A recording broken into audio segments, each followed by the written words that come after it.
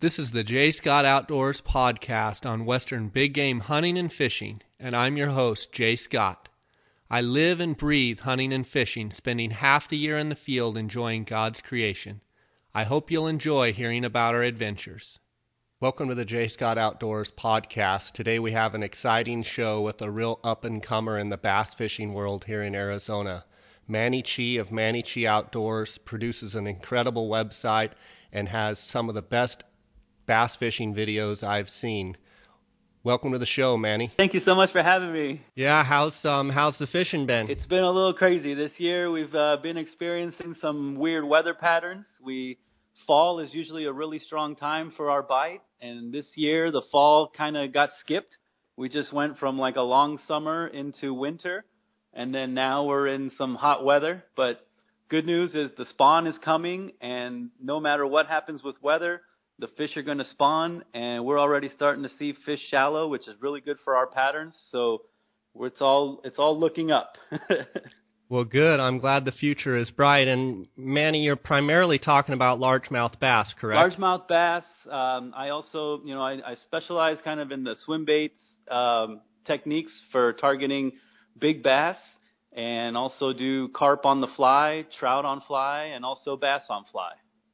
You know, I follow you. I've followed you for a long time. I've known you for quite a while, but I follow you on Instagram and I follow your website with all your great videos. Thank and you it seems for like that. every time I turn around, you've got a big old fish that you're releasing, and it's just fun to watch. It's great to see the enthusiasm you have for fishing.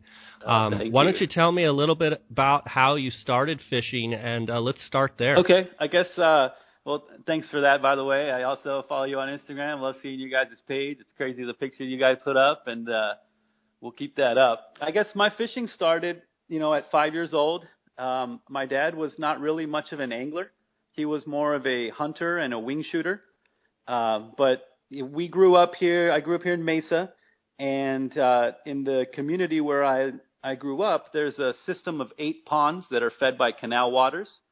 And the one thing that my dad did know how to teach me was how to put on a bobber, a hook, and a piece of corn.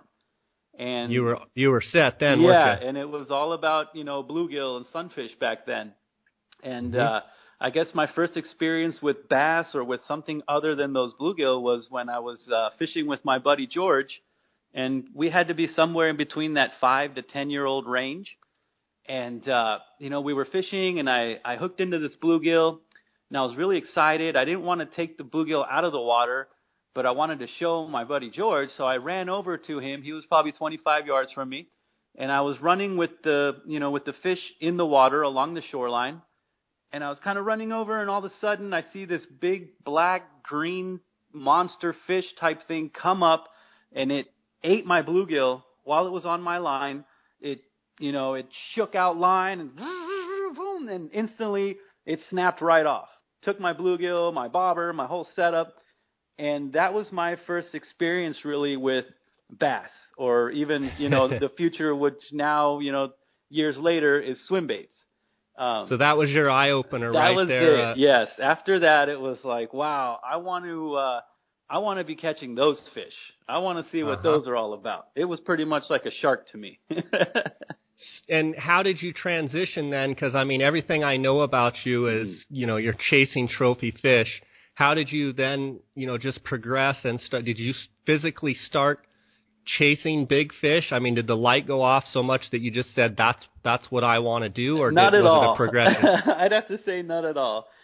For many years after that, it was, buying all kinds of just crazy looking baits, spinner baits, crank baits. I always liked fluorescent colors and the crazy stuff like that, not knowing that, really what colors meant or why you want to choose one color over another.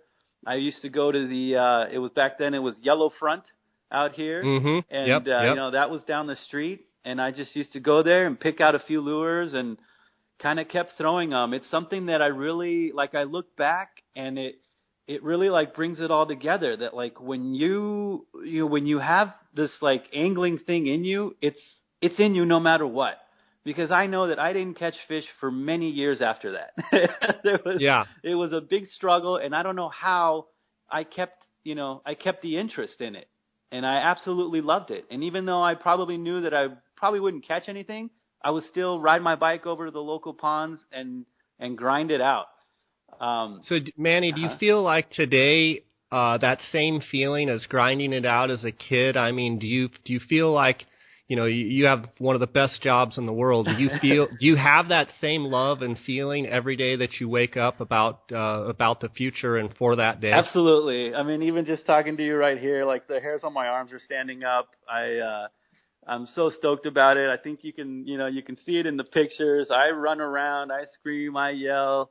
It has become a little more about these bigger size fish, but at the same time, you kind of always have to take a step back and just love fishing, whether it's for bluegill, bass, tarpon, anything. And, one of the things that I was really lucky ever since I was little also is that my dad and my mom got a timeshare in Cancun, Mexico. And, that was a yearly trip that we would make in August. And for 2 weeks, I used to get to fish saltwater. So I kind of really got exposed to not just the freshwater, but the saltwater stuff and a lot of other different types of fishing, throughout that time. I guess also another important thing is when your parents kind of cater this love for the outdoors, whether it's hunting, fishing, if they kind of cater to it and help you experience it in the right ways, I think that that's something that definitely lasts forever. Well, that's a great tip for any parent out there that's listening, to just keep their child interested and give them opportunities to hunt and fish. And tell me about Cancun, and tell me about what were some of the fish you were catching, and would you go out and surf fish, or was it blue water? It was tell me. Yeah, it was back then. It was pangas, the Mexican panga boats. And we would go out, and our trips consisted really of like snorkeling. Later on it was like with harpoons and stuff, but we would always also troll. And back then a lot of it was Barracuda, Dorado, skipjacks, small tunas I remember, and the occasional like groupers, red snappers. And that became even later, sailfish and a lot of neat stuff. When I was probably in my teens is when we first started hearing about like the flats style fishing. And out there they have lagoons and flats where they have tarpon, permit, bonefish, and snook. And the snook I always found really interesting because I really related to it. It was like bass fishing on steroids, and kind of all the stuff that I always wanted to see here in my local ponds, like overhanging trees and laid down stumps. And we even started targeting them with a lot of the gear that we already had, the jerk baits and poppers and, things like that. So I was really lucky to have, a big progression there in a lot of different styles of fishing and a lot of different types of fish that I ended up, really loving later also. Would you say, if you had to break it down these days, is your percentage more fly fishing? Is it more conventional rig? Tell me kind of what your setup is, and give me kind of a breakdown of I do this much and percentage wise. I guess back then also one of the big things, like when I started with the local ponds, I guess I told my dad, I need an inflatable raft so I can get out on the ponds and fish these things better. From inflatable raft, we got to looking at aluminum boats. From there, we got to fiberglass boats. And in '89, my dad bought a bass boat. And he had a friend, Mark Edelman, that was kind of a local tournament guy.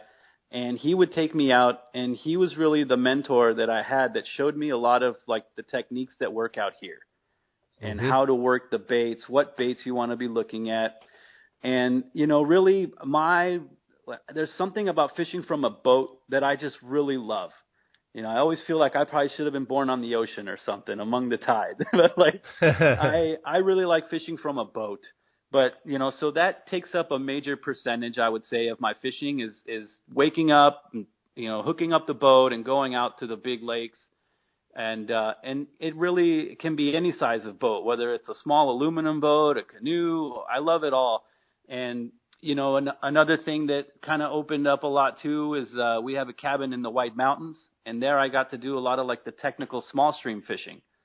Again, another mentor type of guy was a friend of my dad's that heard that I was really into fishing, and I think I was probably about 13 when he gave me an Orbis fly rod, and that was my first fly rod. So I always kind of, one thing that I always really liked about like my whole background of fishing was that it's always been it's always varied. I've never just been into only one thing. I really think that it makes you a better angler when you touch on all bases of fishing. There's so many different techniques and ways to fish, fly fishing, bait casting, shallow, deep. And when you really touch on all of them, it makes you, I think, a better angler. Yeah, I mean, I couldn't agree more. I know with my hunting, people ask me, well, why don't you just focus on one thing? And you tell me what you think, but my biggest answer to people mostly is, if I just did sheep or if I just did elk or coos deer, focused on one specific animal, turkey, that I feel like I would maybe get burnt out if I was, only focused on one style of hunting, one animal to hunt. I think one of the beauties of doing what we do, and you're a hunter and a fisherman just like me, is we have all these different seasons, and so it seems like we can stay energized and stay proficient at what we do because mentally, we're fired up for maybe turkey season coming up, and then looking forward to trout fishing in the summer, and then maybe looking forward to chasing elk. Whereas you may be looking at, striper fishing at a certain time, and a bass fish, largemouth at another time. What's your thoughts on that? Absolutely. I think that's kind of a really great way of putting it all. It does all happen in seasons. Sure, there's ways to target, just bass or just trout year round. But I just think I have one of those personalities where I get really super into things, but I can't hold on to that for 10 years, extended amount of time. I definitely need variety, and I really enjoy that. And when when things start slowing down in one world, you can pick up another, technique and go target another species of fish. And, even though here in Arizona, as far as fishing goes, we may not have the variety that somebody growing up in Florida does. We still have a good variety of things to do throughout the year. And like you said, you mix it up with hunting, wing shooting. It's really a neat thing. And variety is the spice of life for me. So Absolutely. Yeah. Well, Manny, tell me a little bit about, I was on your website last night and this morning, and I just enjoy those videos a lot. But tell me about these big swim baits. Tell me about when you're targeting, what time of year are you typically targeting these big fish? Why is it better some months and not? Give me a little background on that. So the whole swim bait thing, I would, there's probably a lot of controversy on this, and I don't go too deep into it, but I would say that it's probably something that started in California, and in our western lakes, and this happens here in Arizona also. They stock trout into our bass lakes for trout fishermen. And I think people started realizing that, hey, when that trout truck shows up, they throw in the trout, and then all of a sudden you start hearing and seeing these monster splashes. Something's eating the trout, and it's the bass. And I would say that that's probably how it all started. And even to this day, most of the baits are really kind of focused on trout profiles and trout colors. But I think that, we've all come to realize that it's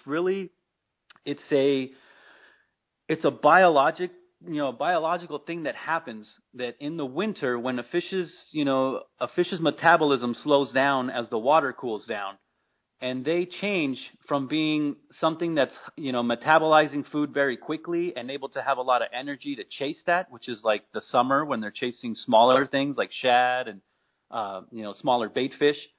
In the winter, they want to eat less. And it's kind of like the same idea as like, why does a lion, hunt down buffaloes instead of hunting down, chickens? Because that there's nature has a balance. And if they spend too many calories for something that's giving them a low calorie in return, they become skinny and die. So the big bass, as they, when a bass becomes about 5 pounds, 4 pounds, it really starts to change the way it acts, and it starts to become much more focused on eating big and eating less. And I would say, so that's why, the fall, the winter, and, into the spring is kind of a time when the swim baits really shine. If you want to continue fishing swim baits in the summer, you can still do it, but you really need to downsize your offerings, because now you're trying to mimic more like shad and the smaller bait fish like that, the bluegill. So it really makes sense when you think about it, even though most people, when they see the size of these lures, which are, pretty much what I use on my trips, are 10 to 12 inch lures. And most people see these things and think, what are you guys fishing for? Sharks? Or what's going on here? Like, the fish I'm trying to catch are the size of your baits. And yeah, I know that the other day I was out Canyon Lake and I was looking for sheep, and I pulled up and I was kind of glassing these sheep from the boat, and I was looking up there, and these guys kind of pull up and they're kind of looking at me like, and I'm looking at them like I'm no threat. I'm not even fishing. I'm just looking at the sheep. And they pull out these rods, and I'm not kidding you, they must have cast 80 yards. It was the most unbelievable thing I've ever seen. And it looked like they had a 12-inch fish already on. And, right. I was like, good night. And then it I'm not much of a bass fisherman, but it brought back, this is probably what Manny's doing with the swim bait. Absolutely, yeah. So what was the first time? So you get this swim bait, your first time, and tell me about the first time that you had a big fish hit you, and tell me what it did to you. Man, I guess like probably the first, back in my earlier days, Water Dog Willie's was still around here in Tempe.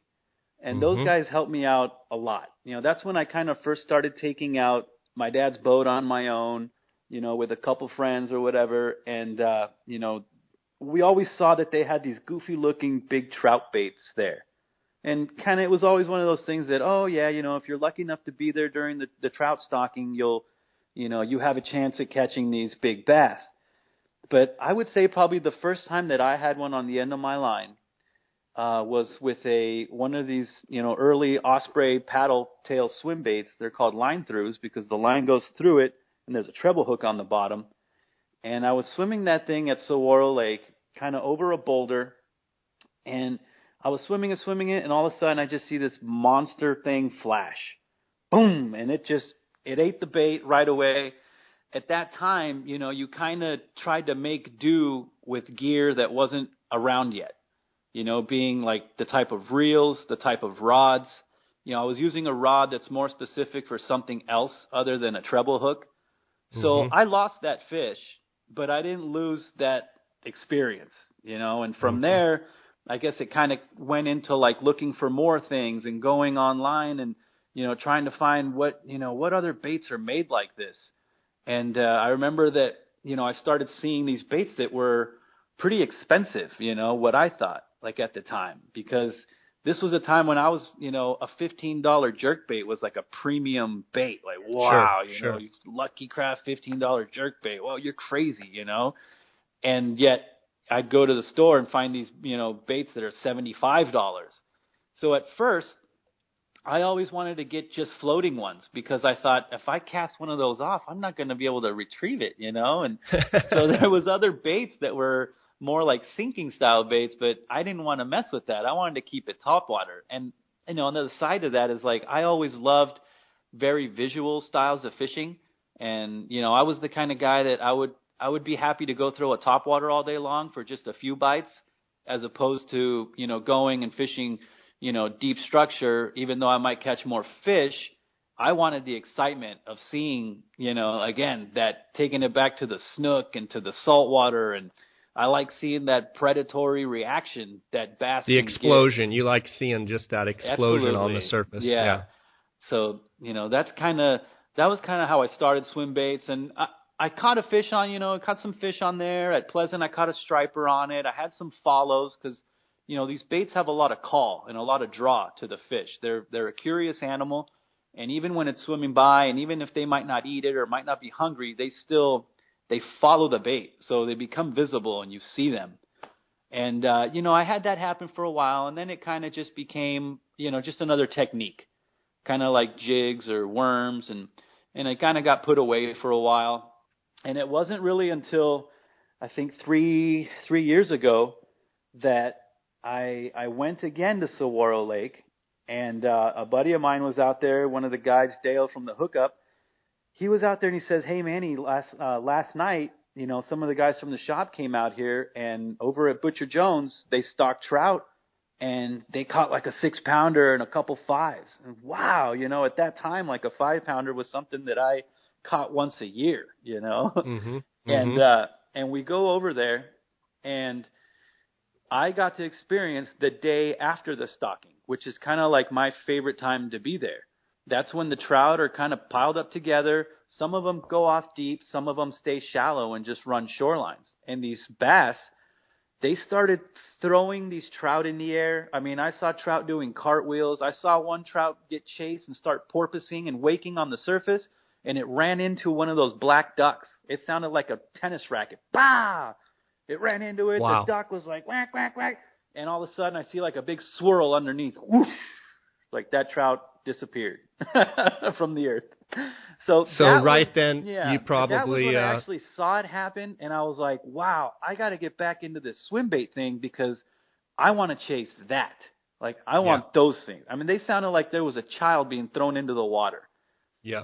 And then I got to see them, you know, throwing them up on the surface, you know, onto the shore. I mean, it was insane. And that really, like, brought the fire back. And from there I started, you know, really looking more into the internet and YouTube and, you know, what are guys throwing? What are they doing?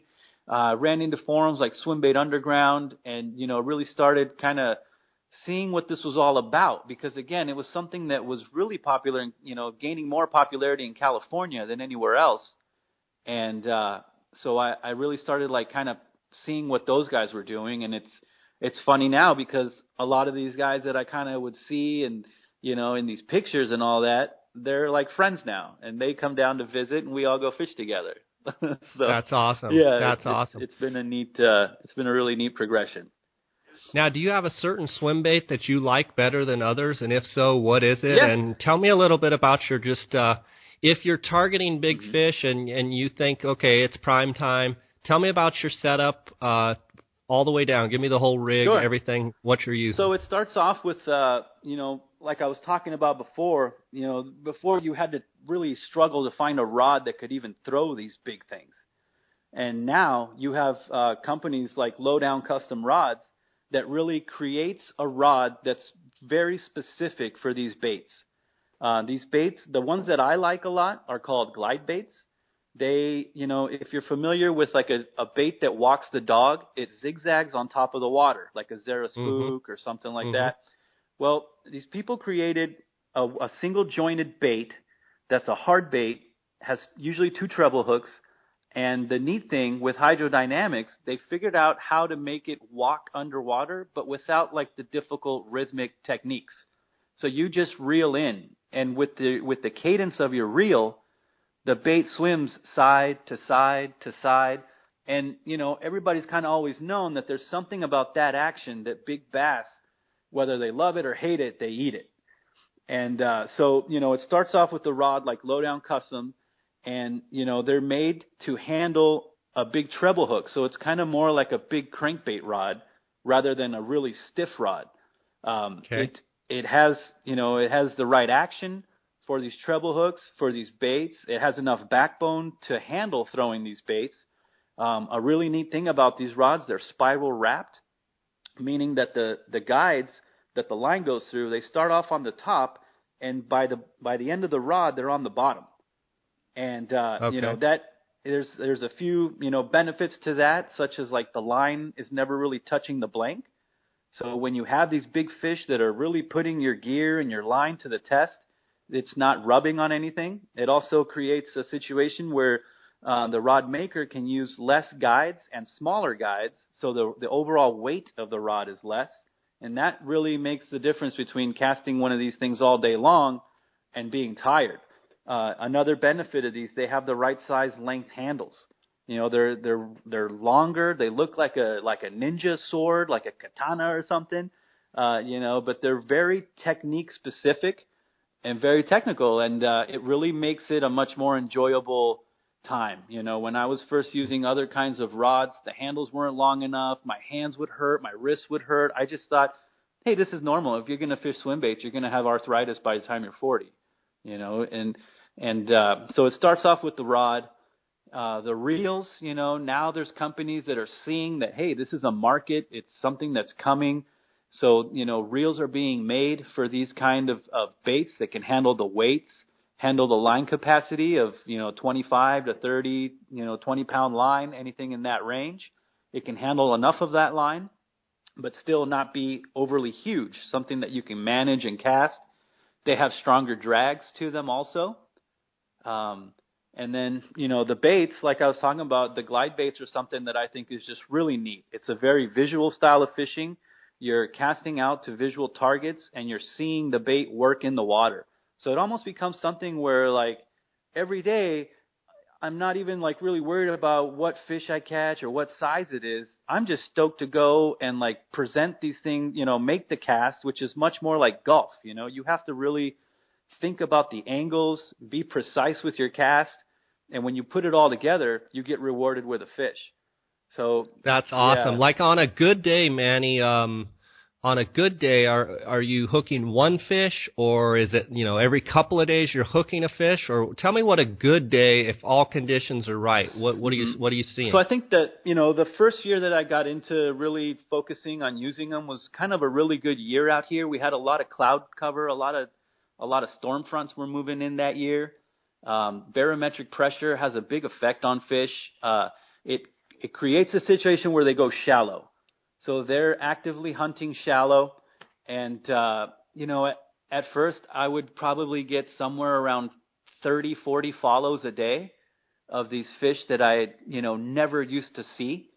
And out of those, maybe, you know, 3 to 4 or even more would bite it, you know, hit the baits. And the thing is, it's a huge learning curve because it's completely different than anything we've ever done before. As far as setting the hook, you mean? Setting the hook, when to set the hook, you know, how to fight the fish. It's completely opposite. You're not putting the rod tip up in the air. You're actually throwing it down into the water. You know, the last thing you want is the fish to jump just because of the leverage, the weight that these baits have. They can easily spit them. You know, when to set the hook. Many other techniques, you want to wait for that feel. You know, you want to feel them and then set the hook. This thing, it's almost like intuitive. You have to be watching your bait and really be focused on the bait because it all happens in a split second. You know, it happens real fast, and they very quickly know that it's either real or it's fake, and they spit it out. So, yeah, you know, for the first time, I was getting all these kind of reactions from fish, but it took me about a month until I finally landed a fish on it, just figuring how to set the hook, how to fight them. Now they're at the boat. What do I do now? You know, how to net them, the proper net. We use these big, huge nets. It looks like I'm out there hunting for trophy butterflies or something. But it, you know, it all has its very technical reason. So it's almost like tactical stuff that you have to think about everything when you're on your boat or on the shore. You know, if I get hit right now, which way am I going to set the rod? You know, so I don't hit the trolling motor or, you know, end up in a bad situation. So it really takes a lot of tactical preparedness, you know, that you have to really think a lot about all these things, and it's a huge learning curve. Absolutely. You know, it sounds like kind of a parallel I'm drawing in my mind is, you know, June, July, and August, usually I'm up in Colorado, and I have a 13-foot fly fishing raft, a Star inflatable with, you know, the platforms on the front and back, and I'm typically rowing about 5 days a week, either on the Roaring Fork or the Colorado or the Eagle. Wow. And I want to kind of double back to something you said. First, the parallel that I see is I kind of became somewhat of a streamer junkie. Yeah. And I know that it took me a while when fishing streamers for brown trout. Your hook set is more of a strip set and down, not the typical dry fly set that, you know, would be up. And if you do that up, you know, raise the rod up, you're just pulling that streamer right out of their mouth. Yeah. And as soon as you can figure out to strip set or set down and, keep it low, your hook sets go way up. Yeah. Once you get it, then it's like, oh, this is, it's a totally different way to do it. Mm-hmm. One thing I want to circle back to that you said, which I know is similar when I'm fishing brown trout, on cloudy days, brown trout seem to be they're a lot more predatory fish, and they seem to be out when it's cloudy. Yeah. Bring me back to bass fishing and what you were saying about cloudy days, and that's sometimes better for swimbait fishing. Is that true? I think so. Somebody told me, a friend of mine, back in the day, he used to be kind of a professional bass angler, and, he kind of explained it to me that it has to do with the barometric pressure. In the water, they also feel that change in pressure even a lot more than we do. And any fish that has a swim bladder, it starts affecting the gases inside the bladder, so they become more unstable. It's harder for them to stay deep, so they have to go shallow. And it's kind of nature's way of, everything with a bladder has to go shallow to equalize that pressure. So it's kind of like nature's way of making the predator, letting the predator feed before the storm comes in, because then it could be a few days before it becomes easy for them to feed again. Wind could kick up water, turbulence, silt in the water, like many factors can happen that will make it harder for that predator to get its food. So it's really interesting how that happens. And, it happens in streams, lakes, probably even the ocean. I mean, it happens everywhere. Any fish that has that bladder will be affected by that. And yeah, definitely when I look back at like a lot of my videos, a lot of those hits are on hazy, cloudy days and, prefrontal conditions. Interesting. Yeah, that's great to know. Mm-hmm. Manny, what's your forecast for what you're seeing going on? I mean, you're on the water virtually every day. Mm-hmm. How far are we away from the bass really starting to spawn? What are you seeing out there? What are you seeing? I think it's coming. My boat has actually been in the shop for like 2 weeks, getting a new trolling motor after 7 years. Mine finally died. So I haven't really been out in this newer, warmer weather. I have heard that, people are starting to see a lot more fish shallow, and just like, again, the spawn is coming, whether the weather does whatever it does, it's coming. The fish are going to start moving shallow. Tomorrow, I'm pretty sure we're going to start seeing, a lot more of these fish shallow. And it goes from feeding more to a aggression reaction. So the fish, they want to start clearing the shallows. They start clearing them of sunfish, of smaller bass. They start kind of becoming real, not just predatory, but almost territorial. Yes, with their areas.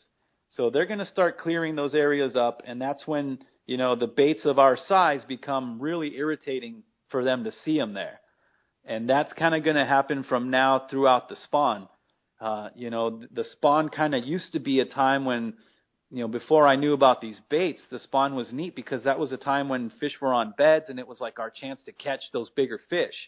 Now that I know how to catch them, and even more techniques that involve not fishing them on the beds, it makes it really interesting. Basically what happens is on the beds, you see the smaller males.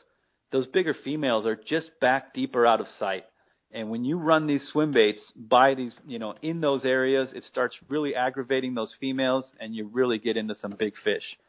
So Manny, would you say that, the best 30 days is right in front of us, or is it still 2 weeks out? Give me kind of a... Yeah, let's see, end of February here through probably the beginning or middle of May, really until it starts getting warm.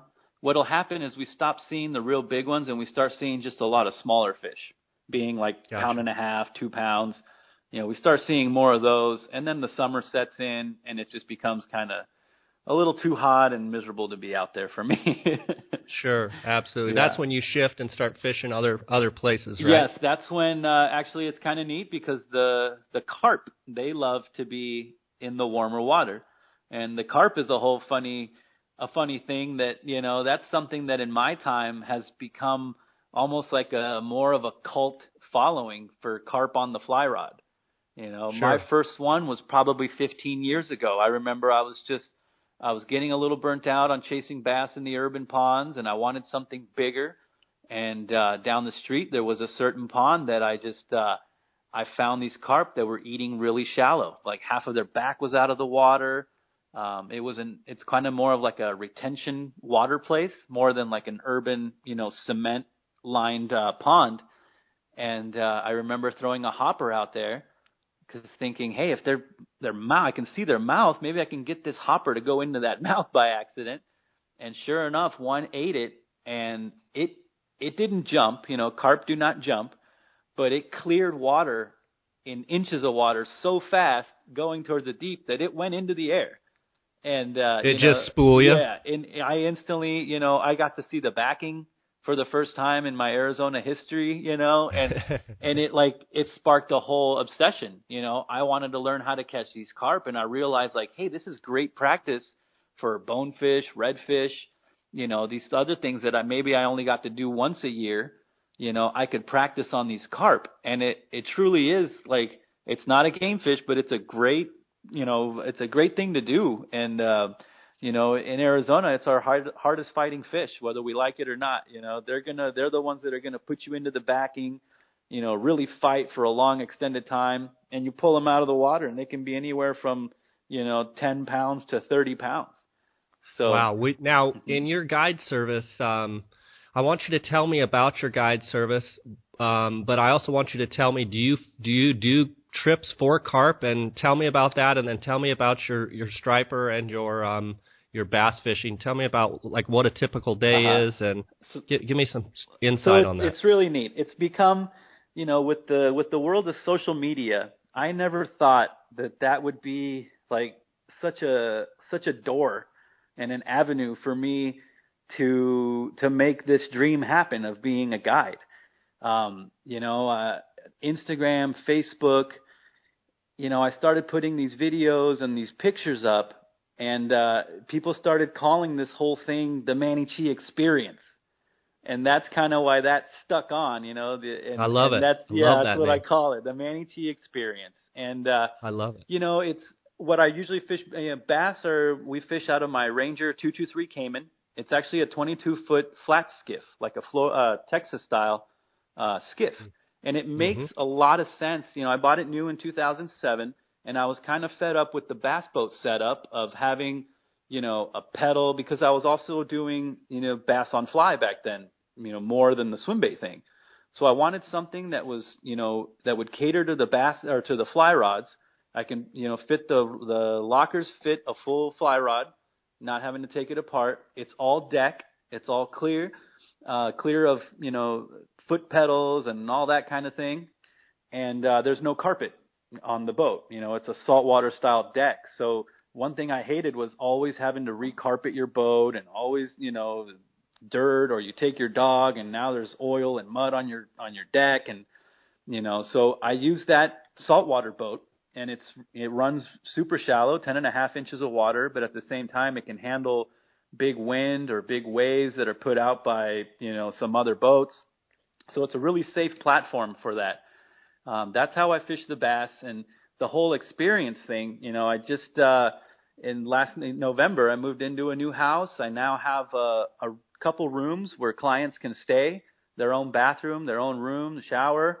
And it's really neat, because I've kind of created this niche market with the social media of people that are pretty much my age, and they come stay with me for a few days.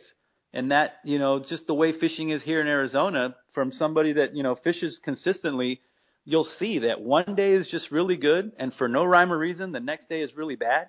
And then, it's really good again all of a sudden.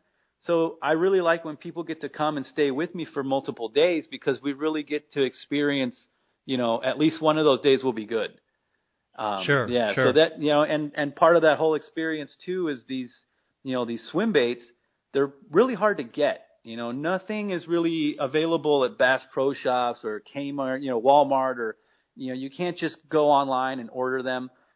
They're really a boutique type thing. Even the companies that make them are smaller companies. They're limited productions. A lot of stuff comes from Japan. A lot of really neat stuff comes from the USA, what we call garage builds. So it's somebody that usually has another job or another, way to make money, but they also have such a passion for creating things and fishing that they make these handmade baits. They take a lot of tuning, that action that they have and the way they hover and in the water, like it's really tough to get to it. So do you have a certain company that you really like, or a certain bait? I really like the Roman Made stuff. Roman Made is from Japan, and they make a bait called the Mother. It's a 12-inch bait. It's made out of wood, and it's really a piece of art that you fish, and the draw and the, just the technology and the R&D, research and development that goes into making that, it's amazing. It really does have a different effect on fish. Another guy from San Diego, Andrew Hinkle, makes an amazing bait also. That's an 11-inch trout imitation, and it's really neat that these baits that, even though they're trout, you can take them to states and waters that have never seen a trout, and it's all about size and profile, which is what makes these fish eat it. And the whole Manny Chee experience, the neat thing about it is that, I talk to a lot of these people. They see the benefit in having these baits on my boat because you're putting them in the hands of potential customers. Sure. People that have enough expendable income to buy these rods, be out here with me on a trip. They have the money to buy these baits and the interest in it. So it's a really neat way for them to get their names out too. But the whole experience is that, hey, that bait that you've been seeing online and that's going for $400 or $500, here it is. Let's fish it. Let me show you how to fish this thing, and you can decide whether you want to buy this one or not and how it'll work in your waters. That's all part of the whole Manny Chee experience. When you're out there with me, you're on the best boat. You're having the best rods, low-down custom rods. You have the best reels, which, those are just different companies make different reels for different situations. So I keep all of the best ones and, the hardest to get baits. So you'll be fishing there, and just in your hands, you can easily have $1,000, or more than $1,000 sitting in your hand instead of, going out and having to spend a lot of money on buying the right baits, the wrong baits, I bought this thinking it would do that and it actually doesn't. It cuts down a lot on the learning curve is basically what my trips are all about. So if someone wants to fly out here and go fishing with you, they can stay with you. Yeah. They don't even have to bring any gear. They can use your gear. Correct. And they roll around with you for a couple days, and then they're back off to the airport, and that's fantastic. Yeah. Manny, what is your website? What is your Instagram? Give me the addresses. Yeah. Everything how is people under can Manny contact Chee, you. MannyChee. So MannyChee.com is the website. Manny Chee is the Instagram. Manny Chee is the Facebook. Makes it pretty easy. Yeah, it does. And it's not just bass, I also have a drift boat that I use in the urban ponds to target those carp. So that's pretty neat because, you get to fish from an actual drift boat. So you have the whole feel of like a fly fishing, experience. Oh, so like a fly fishing drift boat? Yeah. That's what you use? I use a Hog Island drift boat for the carp trips, and also for like mountain, trout lakes. I use the drift boat. So it's a very steady, safe platform. There's no tipping over. There's no worry about it. It's not a small little aluminum john boat. It's, it's proper setups. If there's one thing that I really like to have is just the best gear. I'm an Orvis endorsed guide, and I use, they give us big discounts on gear. And the way I look at that is that makes it affordable for us to have their best product lines. And, even if the fishing isn't great, your experience is going to be great, and what you learn will be great. And it's almost like a demo day that you get to come out and try out the latest, best stuff, whether it's fly fishing, swim baits, whatever we're targeting. You're going to have prime gear in your hands, and you're going to learn a lot of lessons that, have taken me many years to learn, or many dollars to learn, Absolutely. A lot of trial and error. Exactly. Manny, I know you got to go get that boat today. I want to finish on, tell me about two things. Tell me about the video setup that you have. You must have a camera that's mounted on the boat. And then second, I want you to finish. I noticed there's a young gentleman that I've seen in a bunch of your videos, and your videos are unbelievable. Thank you. But there's a young, he looks young, like 15, 16 years old, maybe younger. And seems like there's a series of progression. You've been fishing with him for a couple years. Tell me who that is, and tell me what it means to you to be fishing with the youth, much like you were fishing with someone that was mentoring you. Okay, so my camera setup, I just use the GoPro cameras. You know, they're neat because you can mount them anywhere, and you know, really modular. You know, they make lots of different mounts, so you can have them hanging off your rod, your head, your boat, your underwater. You know, they definitely have some downfalls, like overheating out here in Arizona. You know, the batteries, they become, you know, it almost becomes a little bit aggravating having to deal with it, but it's definitely worth it, because one of those days you'll catch the big, you know, a fish of a lifetime. You'll have it on camera. Sure. So I use that. I use Adobe Premiere for the editing. I was never into cameras or, you know, making film or, you know, home movies. I actually always hated that. The last thing I would ever want to hear is like my voice on a video. You know, I just feel like, God, you sound so stupid, you know, and you look dumb too. But it's just something that I knew I had to do, and I did it. And just, you know, the gentleman that helped me with my website, Adam, he told me from the start, he said, Manny, this, you know, it's all about your enthusiasm and your love and your passion for this. You need to shine, you need to like put that through in your videos. And from what I hear, I've done a good job with that, I guess. Yes, you have.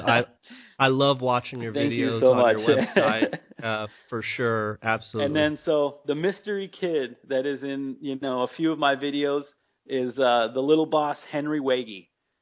Henry is, when he first came out with me, he was 5 years old. And wow. He's like a small kid, you know, kind of like how I was. Yeah. He's not a big 5-year-old. He's a very small 5-year-old. And his dad got a hold of me through the Orvis store because I made a carp video, and, you know, I kind of put up my sponsors on my videos. And from there, he went to the local Orvis store in Scottsdale. He said, hey, do you guys know this Manny Chee guy? And, of course, they're all homies. So, yeah, you know, yeah, Manny Chee, you know, here's his information and blah, blah, blah.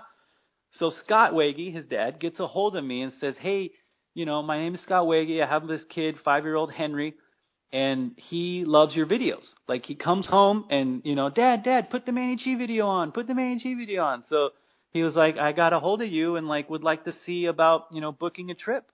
And that was, like, in December. And I was like, man, you know, there's no – he said that, you know, he's casting a fly rod. You know, it's something that they've been doing together. He's been working with him, and he can somewhat cast a fly rod.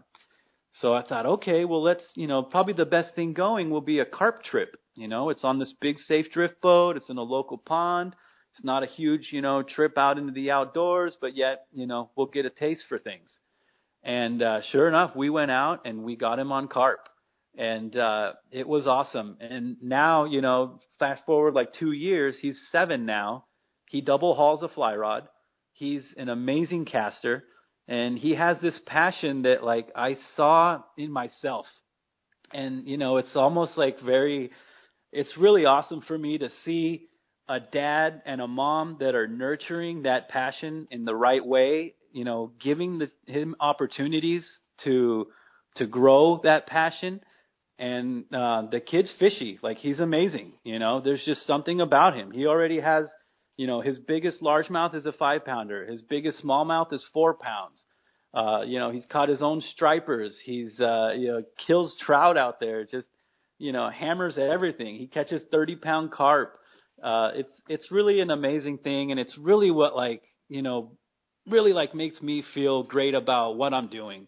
You know, whenever I kind of get down on things, I always look and I say, you know, I'm being that guy that somebody was for me, like what Mark Edelman did for me back in the day. It feels so good to now pass that on to somebody like Henry, you know, from such a young age, because I know that for the rest of his life, he'll remember those trips. And whether he likes it or not, they're on the internet, you know, he loves it. But, yeah, you know, those videos will always be there, those pictures and those memories. And it's just real, like, it's really neat to me that I'm going to be that guy that taught him, showed him these things, and showed him my passion. And, you know, we shared some amazing memories. So that's it definitely like makes me like that's what life's all about, I think. That's awesome. Yeah.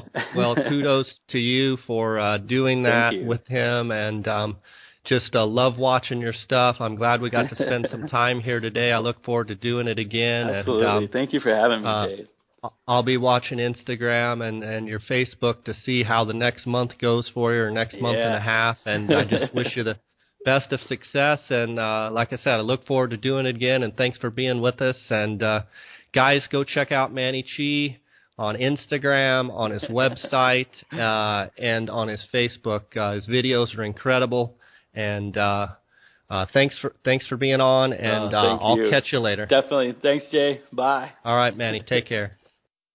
Wow, what an awesome show with Manny Chee. Manny is definitely one of our best fishermen in the state in all species, but he really focuses on those big bass. The pictures coming out of his Instagram account the last couple days have been amazing. The fishing's really turned on for him, and just glad that he was able to spend some time with us. I want to thank our listeners for supporting us here at J. Scott Outdoors Podcast. And if you like what you're hearing, give us some good reviews on iTunes. Give us some 5-star reviews. And go ahead and keep sending your questions and comments to jscottoutdoors@gmail.com. You can also follow along at jscottoutdoors.com, on our Facebook at jscottoutdoors, Instagram jscottoutdoors, and on our YouTube channel, jscottoutdoors. I wanted to cover a question that was asked of Glenn R. from New Mexico asks, what is the best advice for glassing coos deer on windy days? And one of the things that I can tell you that Dara and I do on a windy day is we try and find which direction the wind is blowing, and we try and put that wind directly into our face. So if we have a gusting 20 mile, 15, 20 mile an hour wind and it's directly in our face, and our goal is to put it directly into our binos so we're looking directly on the lee side, so where the wind is coming from. And a lot of times those coos deer will be taking cover in the open or sometimes on the thick, but definitely on the lee side of the hill, so the least windy side of the hill. Another question comes in from Adam C. from Denver, Colorado. He asked, have you had a chance to try out the Kuiu Chinook series yet? How would it be for bow hunting? For a long time, the attack pant, the Kuiu attack pant has been my favorite archery elk and, say, spring turkey pant to wear. And I just have spent my first season in the Chinook pant. I used them quite a bit on sheep scouting for the auction tag, and I gotta say, I used them in Mexico for coos deer in January as well, and I really like this new Chinook series. It's got a really good feeling material to them. It's got a nice stretch. The pockets are in the right place. I really like the jacket too. The jacket seems to be real nice and form-fitting, and it's just got a real sleek fit. So actually, yeah, I think it would be great, Adam, for bow hunting. And we're going to be talking quite a bit more about all the different Kuiu garments here in a future podcast with Kuiu founder Jason Hairston, and we're going to cover all of that, so we'll dive more into your questions. Guys, I appreciate your support, and thanks, and until next time, God bless.